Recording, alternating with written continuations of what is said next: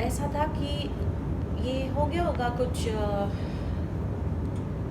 अक्टूबर महीने से मैंने साई सच्चरित्र वापस पढ़ना शुरू किया। पहले मैं बहुत पढ़ती थी और मैं नमः सप्ताह बहुत करती थी। फिर मुझे लगता है मैं 2013 में लास्ट आई हूँ, उसके बाद का मुझे मेमोरी नहीं है। तो ऐसे ही मेरे जहन में था काफ़ी टाइम से कि मैं नहीं आती हूँ, साईं बाबा से डिस्कनेक्शन होता है। फिर अभी मैं पिछले 3-3.5 साल से दुबई में रहती हूँ, तो बहुत सुंदर मंदिर बनाया हुआ है और उसमें साईं बाबा की मूर्ति भी है। बट क्या होता है कि मूर्तियाँ सब मंदिर में रहते हैं, हम पूजा वगैरह करते हैं, पर कनेक्शन हम कुछ, जैसे मैं कृष्ण भक्त हूँ तो मेरे कृष्णा से एक अलग कनेक्शन है।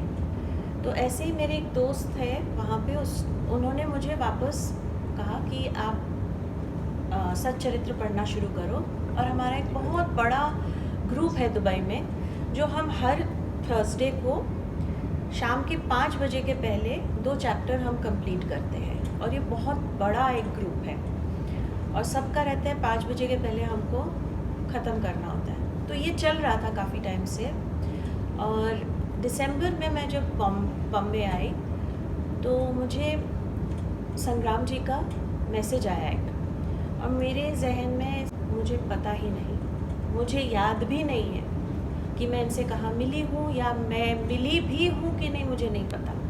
और उससे ठीक कुछ एक हफ्ता पहले मैंने जो चैप्टर पढ़ा था उसमें कई सिमिलर चीज़ें ऐसे थी कि वो कई रूप में आप में कहीं से आते हैं, मिलते हैं, बात करते हैं। तो संग्राम जी ने मुझे मैसेज किया कि मैं आपको एक मूर्ति गिफ्ट करना चाहती कह रही हूँ, क्योंकि क्या होता है, आपको साईं कहीं ना कहीं से आपको भेज देंगे।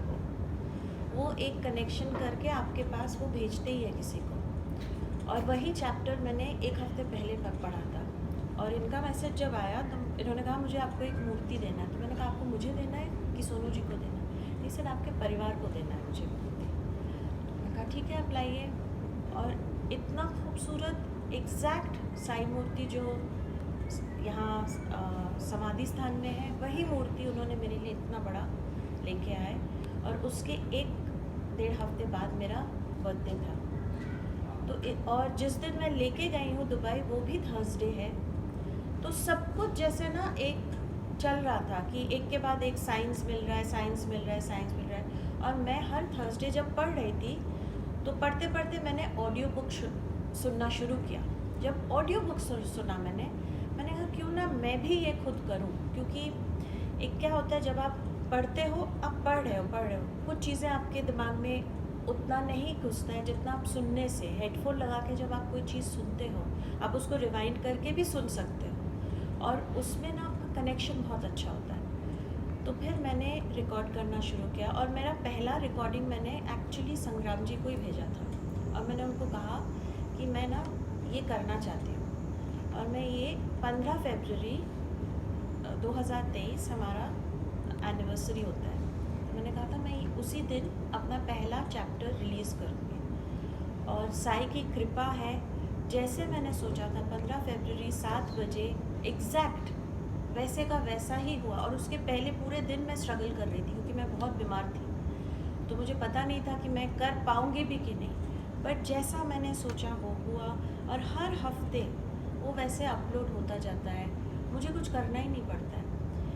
मैं आपको एक छोटा सा एग्जांपल और देना चाहूँगी कि 5th चैप्टर जो है वो बहुत लंबा है और उसमें बहुत सारी चीज़ें हैं। और वो चैप्टर जब मैंने रिकॉर्ड किया था, मैं बहुत बीमार थी, तो वो कुछ 25 मिनट का चैप्टर हो गया। तो उसको एडिट करते करते करते मुझे 6 घंटे लगे।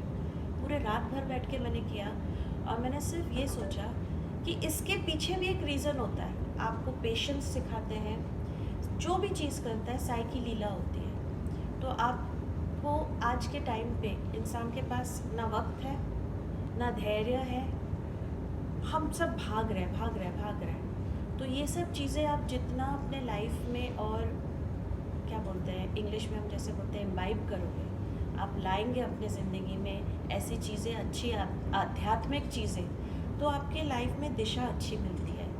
आप सही रास्ते पे, सही मार्ग पे चलना शुरू करोगे। और एक और चीज़ मैंने सोचा था कि मैं यहाँ आऊँगी, ये भी मेरे ऐसे ही हुआ कि मेरा आना नहीं था, पर साईं ने बुलाया।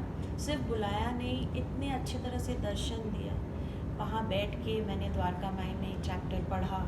आज थर्सडे है, आज मेरा पढ़ने का दिन है, आज भी मैंने पढ़ा। और कौन सा चैप्टर पढ़ा?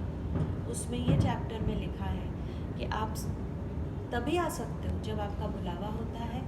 आप यहाँ बैठ भी कितने टाइम तक बैठोगे वो भी डिसाइडेड होता है। तो जब ये सब चीज़ें आती है ना, तब आपकी जो श्रद्धा है, आपका बिलीफ है, वो और बढ़ता है। तो मेरा ये है कि मैं अपने तरफ से ये सेवा कर रही हूँ कि जैसे मैं हूँ, मेरे तरह और भी कई लोग इस चीज़ को सुने, उनके लाइफ में ये सब अच्छी अच्छी चीज़ों को उनको उसका संग्रह करें, एक साथ करके सुने, उसको उसका सही क्या बोलते हैं, सद उपयोग करें। क्योंकि लाइफ में आजकल क्या है कि हम अपने कल्चर से, अपने नींव से हट चुके हैं, और स्पेशली आज का जनरेशन, उनको ये सब चीज़ों में है ही नहीं कोई इंटरेस्ट। तो जैसे मेरा बेटा है, जब मैं करती हूँ ये तो वो सुनता है।